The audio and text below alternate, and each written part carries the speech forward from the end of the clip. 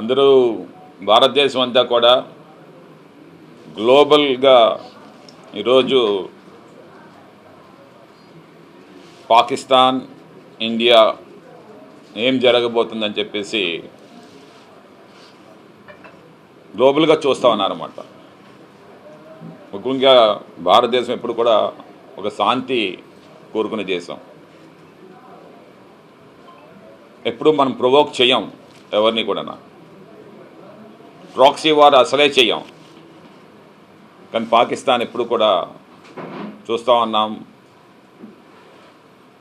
Proxy వార్ని ఎక్కువ ప్రోత్సహిస్తూ ఉంటుంది, టెర్రరిజంని ఎక్కువగా వారు ప్రమోట్ చేస్తూ ఉంటుంది. చాలా దారులు ఉన్నాయి ఇండియాలో ఈ టెర్రరిస్టులను పెనిట్రేట్ చేయడం కోసం అని చెప్పేసి. దీనికి సరైన జవాబు ఇచ్చే నాయకత్వం కావాలి భారతదేశానికి. ఈరోజు మోడీ గారికి డిప్లొమసీగా, అలాగే within the country all parties irrespective of the religions 200% support చేస్తా ఉన్నాయి ఈరోజు మోడీ గారికి. పాకిస్తాన్ టెర్రరిజంని నామరూపాలు లేకుండా చేయడం ఒకటే కాదు పని ఈరోజు మోడీ గారికి. ఇది ఎవరైనా చేస్తారు. నేను ఒక భారతీయుడిగా, ఒక ఇండియన్ ఎయిర్ ఫోర్స్ ఆఫీసర్గా నేను మాట్లాడుతూ ఉన్నాను. టెర్రరిస్టులను పెకిలించడం కాదు ఈరోజు మనం చేయవలసింది, పాకిస్తాన్ని విచ్ఛిన్నం చేయడం కావాలి. కోలుకొని దెబ్బ తగలాలి పాకిస్తాన్కి. పిఓకే, పాకిస్తాన్ ఆక్యుపైడ్ కాశ్మీర్ని మళ్ళీ మనం క్యాప్చర్ చేసుకోవాలి. డీస్టెబిలైజ్డ్ పాకిస్తాన్ ఏమో భారతదేశంకి పూర్తి సపోర్ట్ చేస్తూ ఉన్నాయి. డీస్టెబిలైజ్డ్ పాకిస్తాన్కి మనకి బాగా సపోర్ట్ చేస్తున్నాయి. బలోచిస్తాన్ కానీ, సింధు కానీ, వెస్టర్న్ పూర్తిగా తాలిబన్స్ కానీ, ఆఖరికి బలోచిస్తాన్ అయితే సెపరేట్ స్టేట్ కావాలని చెప్పేసి వారు కోరుకుంటా ఉన్నారన్నమాట. ఈరోజు కానీ మనం కానీ సరైన దెబ్బ కానీ పాకిస్తాన్ మీద చేయకపోతే 3 ముక్కలు అవుతుంది పాకిస్తాన్. ఆ రోజు 1971 ఎలాగైతే బంగ్లాదేశ్ సెపరేట్ అయ్యిందో ఈరోజు పాకిస్తాన్ 3 ముక్కలు అవుతుందన్నమాట. అందుకే 3 ఫ్రంట్ వార్ ఫేస్ చేస్తూ ఉంది పాకిస్తాన్. ఒకటి వెస్టర్న్, ఒకటి eastern and with in the Pakistan Baloch తోటి. సో ఈ రకమైన ఇప్పటికే భారతదేశం చాలా మంచి నిర్ణయాలు తీసుకుంది. మనం ఇప్పటికే వాటర్ని కట్ చేసాం. అంటే వార్ అండ్ వాటర్, ఫుడ్ని కట్ చేసాం వాళ్ళకి. ఫుడ్ గ్రెయిన్స్ ఇంక రాదు, అది వార్ అండ్ ఫుడ్. అలాగే వార్ అండ్ ఇండస్ట్రీ, ఇంక ఇండస్ట్రియల్ గ్రోత్ ఇంక రాదు ఇంక అక్కడ పాకిస్తాన్కి. ఈరోజు మనం చూస్తూ ఉన్నాం, నైట్ 1:05 స్టార్ట్ అయింది.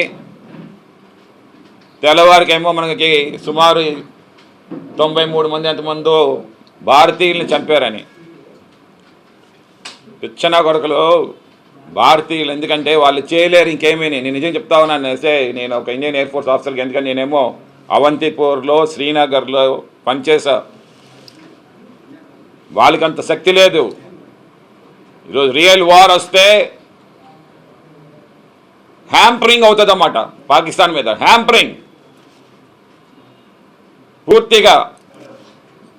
పాకిస్తాను 7 రోజుల్లో నిలవలేదు.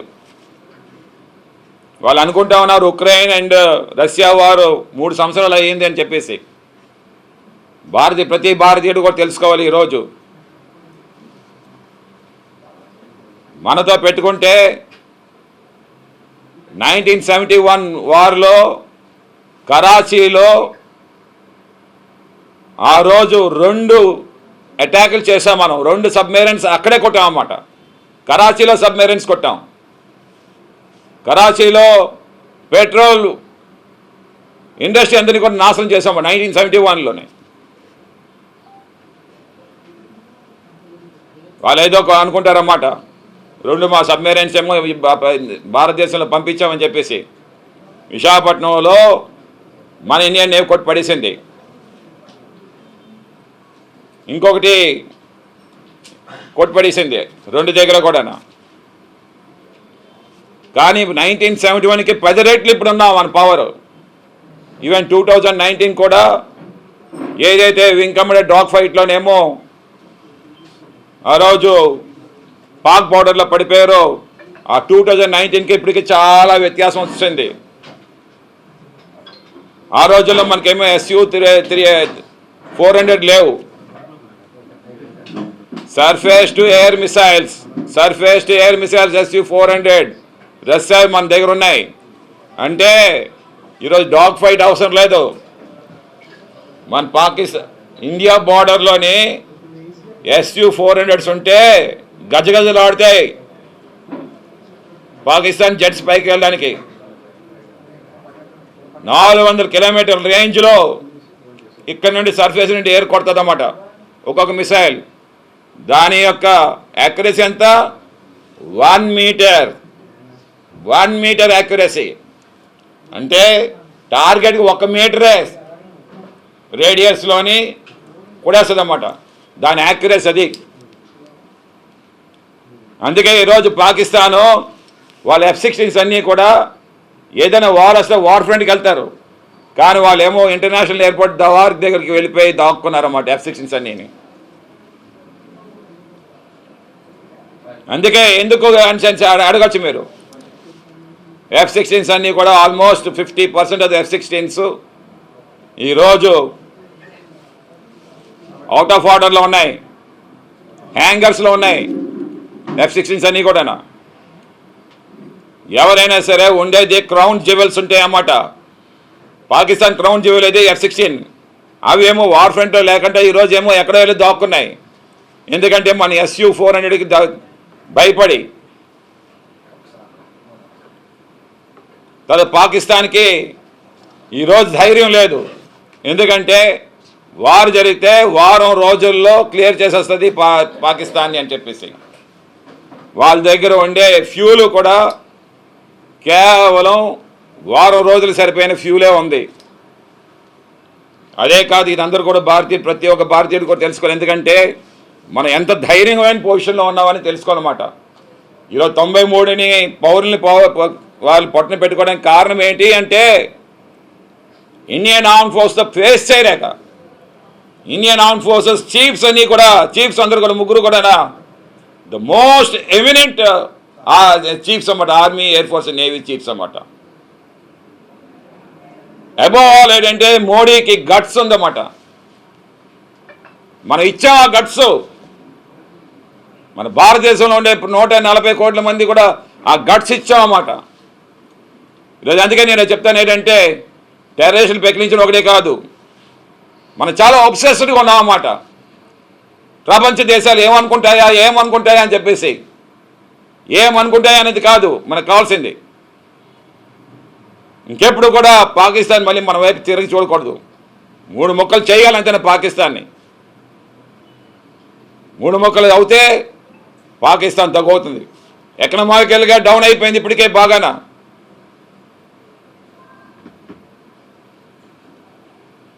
వార్ డిక్లేర్ చేయండి ఇమ్మీడియట్గా. Not only attack on the terrorist, war has to be declared on the Pakistan. War has to be raised on the Pakistan. 2019లో మనకి SU-400s లేవు. అంతకంటే ముఖ్యంగా ఏమో రఫాల్ ఎయిర్ క్రాఫ్ట్స్ లేవు. The great Rafales, stealth Rafales పాకిస్తాన్లో వెళ్ళి ఇలా తిరిగిసి వచ్చేసాయి అన్నమాట ఎయిర్పోర్ట్ దగ్గర. స్టెల్త్ ఎయిర్ క్రాఫ్ట్స్ అంటారు దాన్ని. రాడార్స్ కనిపెట్టలేవు. దాని రేంజ్ ఎంత 180 కిలోమీటర్స్ నుండి ఎయిర్ టు ఎయిర్ మిసైల్ కొడుతుంది అన్నమాట. అంటే నీ నడిబొట్టిన ఉండి ఇస్లామాబాద్ని, హైదరాబాద్ని, నీ కరాచీని నాశనం చేస్తాం. అది మా కెపాసిటీ. ఇప్పటికే విరాట్ ఏమో ఇండియన్ ఓషన్ నుండి అరేబియన్ సీ వైపు వెళ్తా ఉంది. 27 జెట్స్ దాని మీద ఉన్నాయి ఆల్రెడీ. టర్క్ ఏమో సపోర్ట్ చేస్తామని చెప్పి అనుకుంటుంది. పాకిస్తాన్ ఉబులాడపడుతుంది. టర్క్ ఒక వార్షిప్ కూడా మీ అరేబియన్ సీలోకి ఎంటర్ అవ్వనే కంటే మా విరాట్ కాపాడేస్తుంది అన్నమాట. కరాచీని పూర్తి సరౌండింగ్ చేసేస్తాం. ఈసారి కరాచీని పూర్తి సరౌండింగ్ చేసేస్తాం. నీ ఫ్యూల్ సప్లై అన్నీ కూడా కొట్టుపడేస్తాం ఎవరు ఇచ్చినా సరే సపోర్టు. ఇప్పటికే డిప్లొమసీగా అన్ని దేశాల యొక్క సపోర్ట్ని ఈరోజు ఇండియా తీసుకుందన్నమాట. ఒక్క పౌరుడు పోతే నీ ఒక్కొక్క స్టేట్ పోతుందని చెప్పి మేము తెలియజేస్తా ఉన్నాం అన్నమాట. ఈరోజు ఇండియాలో అంత శక్తి ఉంది. You are developed. ఇంకోటి ఏదైనా కావాలంటే వార్ చేయాలంటే ఇండిజినస్ కావాలన్నమాట. అది లేదు పాకిస్తాన్ అని. మన దగ్గర ఇండిజినస్ మిసైల్స్ అగ్ని 1, పృథ్వీ, బ్రహ్మోస్ రెజిమెంట్సే ఉన్నాయన్నమాట ఏకంగా. అటు ఎయిర్ ఫోర్స్ బ్రహ్మోస్ రెజిమెంట్ ఉంది, ఇటు ఆర్మీలో బ్రహ్మోస్ రెజిమెంట్స్ ఉన్నాయి. ఇన్ని ఉంటుండగా మీ ఆటలేంటి నాకు అర్థం కావట్లేదు. ఇప్పటికే వాళ్ళ ఎంపీస్ ఏమో చెప్తా ఉన్నారు వారు అవుతాయి కానీ మేమేమో ఇంగ్లాండ్ వెళ్ళి పారిపోతామని చెప్పేసి. వాళ్ళ ప్రధానమంత్రి ఏమో హాస్పిటలైజ్ అయ్యాడు. వాళ్ళ ఆర్మీ చీఫ్ ఏమో ఎప్పుడైతే ఎండాకాలం వస్తే ఆర్మీని పట్టించుకోకుండా కజకిస్తాన్కి వెళ్ళిపోతాడు. మొన్న ఈ ఇష్యూ జరిగినప్పుడు పహల్గామ్ ఇష్యూ జరిగిన వెంటనే రావడం, 2 చీఫ్స్ నేవీ ఎయిర్ ఫోర్స్ చీఫ్స్తో మాట్లాడి ఫ్యాంట్లో ఇది అయిపోయింది అతనికి, ఆర్మీ చీఫ్కి. ఆర్మీ చీఫ్ ఎందుకంటే army chief air force chief చెప్పారు మన F-16s ఇప్పుడేమో రెడీనెస్లో లేవు అని. They are in the hangars for repairs. అంత డబ్బు లేదు ఇప్పుడు రిపేర్ చేయడానికి. Submarines already 80% of the submarines unserviceability ఉన్నాయి. 80% of the submarines are unserviceable అని చెప్పేసి వాళ్ళకేమో చెప్పడం జరిగిందన్నమాట. ఇవన్నీ మీరు అడగచ్చు, ఇవన్నీ ఎక్కడి నుంచి వచ్చే ఇన్ఫర్మేషన్స్ అని చెప్పి. ఇవన్నీ ఇంటెలిజెన్స్ రిపోర్ట్స్ ఇవన్నీ కూడా. ఇండియా ఏమీ కూర్చొని లేదు. Everything is eagle I watch చేస్తా ఉన్నది పాకిస్తాన్ని. ఏ మూమెంట్ అయినా సరే. నేను ఇంకోటిది కూడా చెప్తాను. ఒకటి, చాలామంది భయపడతా ఉంటారు అన్నమాట. పాకిస్తాన్ దగ్గర న్యూక్లియర్ బాంబ్స్ ఉన్నాయి. న్యూక్లియర్ బాంబ్స్ ఈరోజు 1945 జపాన్ వార్లా కాదు. ఆ రోజు జపాన్ దగ్గర న్యూక్లియర్ బాంబ్స్ లేవు. 1945 తర్వాత ఇక్కడ నుండి చాలా చేంజెస్ వచ్చాయి, చాలా ట్రీటీస్ వచ్చాయి. అలాగైతే 1680 న్యూక్లియర్ బాంబ్స్ రష్యా దగ్గర ఉన్నాయి. ఉక్రెయిన్తో 3 సంవత్సరాలుగా వార్ చేస్తూ ఉంది. ఒక్క న్యూక్లియర్ బాంబ్ను వాడలేకపోయిందన్నమాట. జరగదు, అంతేనే. ఇర్రాషనల్గా ఉంటారు అన్నమాట పాకిస్తాన్ లీడర్స్. ఎప్పుడు కూడా ఇర్రాషనల్గా బిహేవ్ చేస్తారు, కావాలని ప్రిటెండింగ్, అంతేనే. But everyone is rational when they come to the war. Irrational behaviour ఇక్కడ పనిచేయదు. 180 nuclear bombs facing at Pakistan. 10 megatons to 50 megatons capacity ఒక్కొక్క న్యూక్లియర్ బాంబ్ది కూడా. 180 న్యూక్లియర్ బాంబ్స్. గాజులు తడుక్కొని లేము ఇక్కడ India. This is the India's capacity. చూపిస్తాం. ఇంకా రెచ్చగొట్టే పనులు చేస్తే ఎవడండి? డిప్లొమాసీగా మనం ఇన్ని రోజులు టైం ఇచ్చాం, కానీ మోడీ గారు చాలా టైం ఇచ్చారు చెప్పాలంటే. ఒబ్సెస్డ్గా ప్రపంచ దేశాలు ఏమనుకుంటాయి, ఎందుకు అనుకుంటాయి? International law is there. మన పవర్లు వచ్చి మన దేశంలో చంపేస్తే ఎవడంటే ఊరుకుంటాడు? ఎవడు ఊరుకుంటాడు? మన పవర్లు చెప్తే